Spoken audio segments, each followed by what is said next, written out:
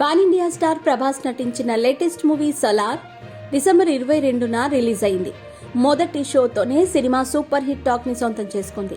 దర్శకుడు ప్రశాంత్ నీల్ ప్రభాస్ ఇమేజ్ కి తగ్గట్టు ఈ చిత్రాన్ని తీశాడని, 6 ఏళ్ల ఆకలి తీర్చేశాడంటూ ప్రశంసలు కురిపిస్తున్నాయి. కేజీఎఫ్ తో కల్ట్ ఫ్యాన్స్ ని ఏర్పరచుకున్న దర్శకుడు ప్రశాంత్ నీల్ సలార్ విషయంలో మాత్రం ఎలివేషన్స్ కి ఎక్కువ ప్రాముఖ్యత ఇవ్వలేదు. డ్రామానే ఎక్కువగా నడిపించాడు. ఫ్యామిలీ ఆడియన్స్ కూడా కనెక్ట్ అవ్వటానికి అదే మెయిన్ రీజన్ అయింది.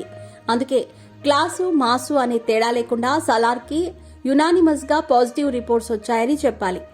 అయితే మొదటి రోజు ఈ సినిమా ఎంత కలెక్ట్ చేసింది, రికార్డ్ ఓపెనింగ్ సాధించిందా లేదా అనే డౌట్ అందరిలో ఉంది.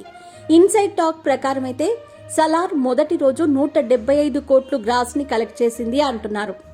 నిర్మాతలైన హోంబలే ఫిల్మ్స్ వారైతే ఇంకా అధికారికంగా అలాంటి నెంబర్స్ ని ప్రకటించింది లేదు.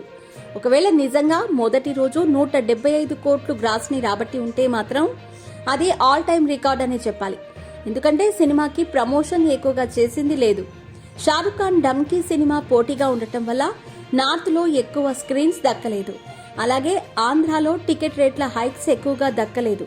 ఇలాంటి ప్రతికూల పరిస్థితుల నడుమ సలార్ 175 కోట్లు కలెక్ట్ చేసి కేజీఎఫ్ 2ని ఓపెనింగ్స్ ని అధిగమించటం అంటే మాటలు కాదు.